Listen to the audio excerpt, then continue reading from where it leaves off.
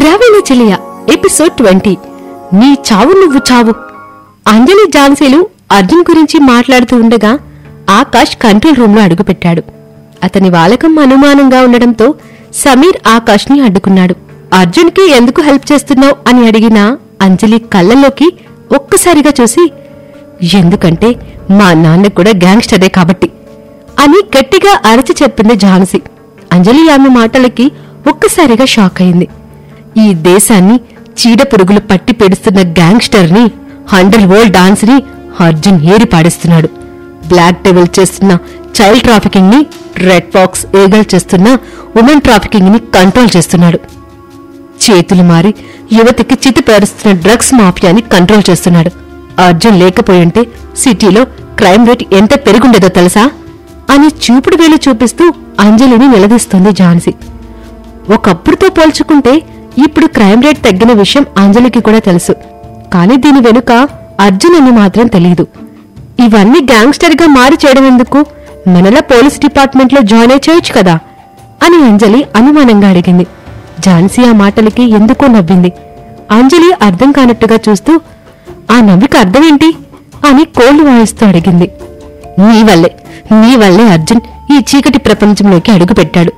మీ నాన్నని చంపిన వాణ్ణి చంపడానికే తను విలన్ అయ్యాడు అని అర్జున్ గ్యాంగ్స్టర్ ఎందుకయ్యాడో చెప్పింది ఝాన్సీ. తన తండ్రి కోసం అర్జున్ మొదటి హత్య చేశాడు. తన తండ్రిని హత్య చేసిన వాణ్ణి చంపడానికి గ్యాంగ్స్టర్ గా మారాడని తెలియగానే అంజలి హృదయం ద్రవించిపోయింది. ఇదంతా నేను మా నాన్నగారి డైరీ చదివి తెలుసుకున్నాను. అర్జున్ చేస్తున్న దాంట్లో న్యాయం ఉంది. అందుకే నేను అతన్ని కాపాలని ప్రయత్నిస్తున్నాను.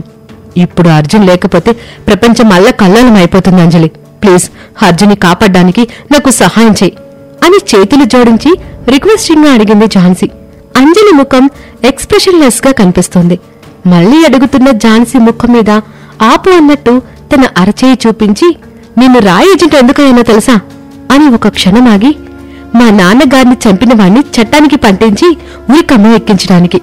నాది అర్జున్ది ఒకటే లక్ష్యం, కాని మేమెంచుకున్న దారులు వేరు. అర్జున్ మంచి చేసినా చట్టాన్ని తన చేతుల్లోకి తీసుకుని వందల మందిని చంపేశాడు. అందులో పోలీసులు కూడా ఉన్నారు. అందుకు అర్జున్కి ఖచ్చితంగా శిక్ష పడాలి అని తన నిర్ణయాన్ని అంజలి కరాఖండిగా చెప్పింది. ఛీ, ఇక నువ్వు మారవు అని అసహించుకుని, ఒకటి గుర్తుపెట్టుకో, నువ్వు ఎలాగైతే మీ నాన్న మరణానికి రివెంజ్ తీర్చుకోవాలనుకుంటున్నావో అదేవిధంగా నేను మా నాన్నగారికిచ్చిన మాట నిలబెట్టుకోవాలనుకుంటున్నాను. సో నేనుండగా నువ్వు అర్జున్ని కనీసం టచ్ కూడా చేయలేవు అని వార్నింగ్ ఇచ్చి వెళ్లిపోయింది ఝాన్సీ. తనని ఆపుతున్న సమీర్ చెంప మీద లాగిపెట్టి కొట్టి అంజలి దగ్గరికి ఆవేశంగా వెళ్లాడు ఆకాష్. అతన్ని అక్కడ చూడగానే అంజలి ఒక్కసారిగా షాక్ అయింది. రా, పెళ్లి చేసుకుందాం అని అంజలి చేపట్టుకుని గంభీరంగా లాక్కెళ్తున్నాడు ఆకాష్. అంజలి రాయ్ ఏజెంట్ అని ఆకాష్కి ఎప్పటినుంచో తెలుసు. ఆ విషయం ఎక్కడ బయట పెట్టేస్తాడేమో అని ఇన్నాళ్లు భయపడి ఆఖరికి అతన్ని పెళ్లి చేసుకోవడానికి కూడా అంజలి సిద్ధపడింది. ఇప్పుడు తన గురించి సుధాకర్ అందరికీ చెప్పడంతో అంజలి ఇంకా ఆకాష్కి భయపడకూడదు అనుకుంది. తనని లాక్కెళ్తున్న ఆకాష్ చేయి విసిరి కొట్టి, నేను ఈ పెళ్లి చేసుకోను అని ముఖం మీద చెప్పేసింది. ఆమె కళ్ళల్లో కనిపిస్తున్న ధైర్యం చేసి, హో, నువ్వు రాయ్ ఏజెంట్ అని అందరికీ తెలిసిపోయిందా? అందుకే ఇప్పుడు నన్ను చీకొడుతున్నావా అని దవడ కండరాన్ని బిగిస్తూ అడిగాడు ఆకాష్. అవును అన్నట్టుగా పొగురుగా చూసింది అంజలి. ఆకాష్ అదిరిపడేలా నవ్వుతూ, నువ్వు ఒక విషయం మర్చిపోయినట్టున్నో బంగారం. ఈ నెల 28 లోపు, అంటే 2 రోజుల్లోపు నువ్వు గనక నన్ను పెళ్లి చేసుకోపోతే నా చేతుల్లో బందీగా ఉన్న మీ అమ్మని చంపేస్తాను అని తన దగ్గర బందీగా ఉన్న స్వరూపని తన మొబైల్లో చూపించాడు. ఒళ్లంతా దెబ్బలతో కొన ఊపిరితో ఉన్న స్వరూపని చూడగానే అంజలి ప్రాణం పోయినట్టుగా అనిపించింది. ఆలోచించుకో బంగారం, నీ దగ్గర ఇంకా ఒక్కరోజు మాత్రమే టైం ఉంది అని వార్నింగ్ ఇచ్చి వెళ్లిపోయాడు ఆకాష్. వెళ్లిపోతున్న అతన్ని చూస్తూ అంజలి కుమిలిపోతుంటే సమీర్ మాత్రం కోపంతో ఊగిపోతున్నాడు. అర్జున్ని పట్టుకోవడానికి సుధాకర్ ఇచ్చిన డెడ్ లైన్, ఆకాష్ ఇచ్చిన డెడ్ లైన్ రెండూ ఒకటే. ఇప్పుడు అంజలి ఏ నిర్ణయం తీసుకుంటుందో తనకే తెలియాలి. ఇక ఇటువైపు అర్జున్ మాటలకి కృపాకర్ తన సైన్యాన్నంతా తీసుకుని తన డెన్కి బయలుదేరుతూ ఈగల్కి ఫోన్ చేశాడు. నీకు ఫోన్ చేద్దాం అనుకున్న బ్లాక్ డెవిల్ అర్జున్ ఎక్కడున్నాడో తెలిసింది అని సంతోషంగా చెప్తున్న ఈగల్ మాటలు పట్టించుకోకుండా తన డెన్కి అర్జెంట్ గా రమ్మని చెప్పి కాల్ కట్ చేశాడు. అర్జున్ ఇప్పుడు నీ డెన్లోనే ఉన్నాడని చెప్తుంటే వినకుండా ఫోన్ పెట్టేశాడంటే బోసటికగాడు అని మనసులో అనుకుంటూ కృపాకర్ డెన్కి బయలుదేరాడు యుగ్. ఇక మరోవైపు అంజలి గత జీవితం గురించి విశ్వనాథ్కి చెప్పి ఇప్పుడు ఏం చేయమంటారు అని భానుమతి అడుగుతుండగా అంజలి ఆ ఇంట్లో అడుగుపెట్టింది. ఆమెను చూడగానే అందరూ లేచి నిలబడ్డారు. ఇది ఆమెకిచ్చిన రెస్పెక్ట్ కాదు, తిరిగి ఎలా వచ్చిందా అనే అనుమానం. ఆస్తి తన్నుకుపోవడానికి వచ్చిందనే భయం కూడా కావచ్చు. అంజలి, వీళ్ళు చెప్తుంది నిజమేనా అని విశ్వనాథం అంజలిని అనుమానంగా అడిగాడు. అంకుల్, మీకు నన్ను పోలీసులు ఎందుకు అరెస్ట్ చేశారో 2 రోజుల్లో చెప్తాను అని మ్యాగ్నెటిక్ వాయిస్తో చెప్పి, అంకుల్, రేపు నేను పెళ్లి చేసుకోబోతున్నాను, మీరు ఖచ్చితంగా ఈ పెళ్లికి రావాలి అని అంజలి అనగానే అక్కడ ఉన్న వాళ్ళందరూ ఒక్కసారిగా షాక్ అయ్యారు. కోట్ల ఆస్తిని గ్రద్దల్లా తన్నుకుపోతుందేమో అన్న భయం ఒక్కొక్కరి కళ్ళలో స్పష్టంగా కనబడుతుంది. అదేంటంజలి ఇంత సడన్ గా? అయినా మళ్లీ పెళ్లి చేసుకోవడమేంటి? అర్జున్ నీ భర్తన్నావు కదా అని విశ్వనాథ్ అనుమానంగా అడిగాడు. ఇప్పటి వరకు అర్జున్తో జరిగింది మొత్తం ఒక నాటకమని చెప్పి మా నాన్నగారి స్నేహితుడు రఘువీర్ గారి కొడుకుని రేపు రాత్రి తాజ్ ప్యాలెస్ లో పెళ్లి చేసుకోబోతున్నాను అని ఇంకో షాక్ ఇచ్చింది అంజలి. రఘువీర్ తనకి కూడా స్నేహితుడు కావడంతో విశ్వనాథ్ హ్యాపీగా ఒప్పుకొని సంతోషంగా వెళ్లిపోయాడు. అంజలి కూడా తన గదికి వెళ్లిపోయింది. ఆకాష్గాడు అనంత పని చేశాడు అని ధీరజ్ మనసులో అనుకుంటూ పిడికిలి బిగించుకున్నాడు. రే ధీరజ్, ఈ పెళ్లి జరగకూడదురా, త్వరగా నీ కొడుకుడు దింపు, వాడి చేత దీన్ని మెళ్ళ తాలు కట్టించి ఈ ఆస్తిని కాపాడుకుందాం అని కమాండింగ్ గా చెప్పి తన గదికి వెళ్లిపోయింది భానుమతి. ఆ మాట కోసమే ఎదురు చూస్తున్న ధీరజ్ సంతోషానికి అవధులు లేవు. ఆమె మాటలకి ప్రియమత భయపడింది. ఎందుకంటే ధీరజ్ కొడుకు ఎంత విధవో ఆమెకు తెలుసు.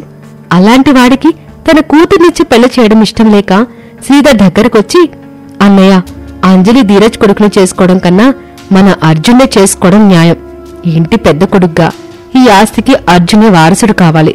త్వరగా వాడెక్కడున్నాడో కనిపెట్టు, నీ దగ్గర ఇంకా 36 గంటలున్నాయి అని అతడికి డబ్బు మీద ఆశ కలిగేలా చేసింది. ఇక ఇక్కడ యుగ్ కృపాకర్ డెన్ దగ్గరికి వచ్చి డెడ్ షాక్ అయ్యాడు. అది ఇప్పుడు డెన్లా లేదు, నెత్తుటితో కల్లాపి చల్లి శవాలతో అలంకరించిన శ్మశానంలా ఉంది. ఆ శవాలను కాపలా కాస్తున్న కాటి కాపరిలా తన మరణం గురించి భయపడుతూ డెన్ బయట బొమ్మలా బిగుసుకుపోయినాడు కృపాకర్. పోక్సీ మిఠాయికి ప్రతిరోజు కాపలాగా ఉండే 1000 మందిని చంపి 1000 కిలోల ఆ డ్రగ్ ని అర్జున్ నెత్తుకుపోయాడు. చనిపోయిన ఆ 1000 మందిలో 500 మంది యుగ్గానుచరులే. ఇప్పుడు వాళ్ళిద్దరికీ బలగం లేదు. వేరే గ్యాంగ్స్టర్స్ హెల్ప్ అడిగేంత టైం కూడా వాళ్ళ దగ్గర లేదు. తన అనుచరులు చనిపోయేసరికి యుగ్కి పిచ్చెక్కిపోయింది. అర్జున్ అన్న చేతులు 2 గాల్లోకి చాచి గట్టిగా అరిచి, నిన్ను వదలనురా, నీ చావు నా చేతుల్లోనే అని యమపురికి వెళ్తున్న అతడి అనుచరులు భయపడేంత గట్టిగా అరిచాడు. ఆ అవకాశం డెవిల్ కింగ్ నీకివ్వడు యుగ్. ఆ డ్రగ్ మన చెయ్యి జారిపోయిందని తెలిస్తే ముందు మనల్ని చంపిన తర్వాతే అర్జున్ని చంపడానికి వెళ్తాడు అని ఒక్కో మాట కూడదీసుకుంటూ భయపడుతూ చెప్పాడు కృపాకర్. కృపాకర్ చెప్పింది 100% నిజం. పాపం చేస్తే ప్రాణం తీయటానికి యముడైనా ఆలోచిస్తాడేమో కాని డెవిల్ కింగ్ మాత్రం ఆలోచించడు.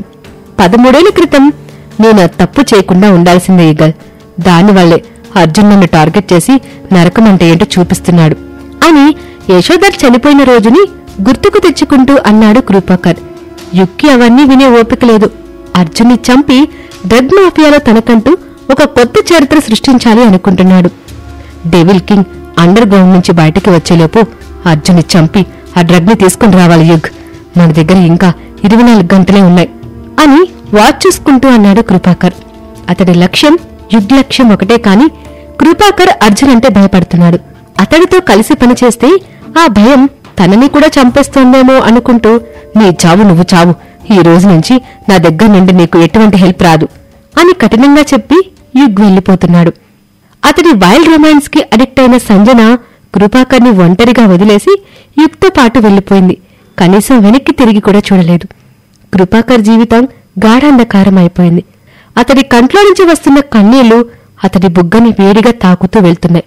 బహుశా యశోధర్ చనిపోయిన రోజు అర్జున్ కూడా ఇదే బాధ అనుభవించుంటాడు అనుకుంటూ బాధపడుతున్న అతడి భుజం మీద, బహుశా యశోధర్ చనిపోయిన రోజు అర్జున్ కూడా ఇదే బాధ అనుభవించుంటాడు అని అనుకుంటూ ఉండగా అతడి భుజం మీద ఎవరిదో చేయి పడింది.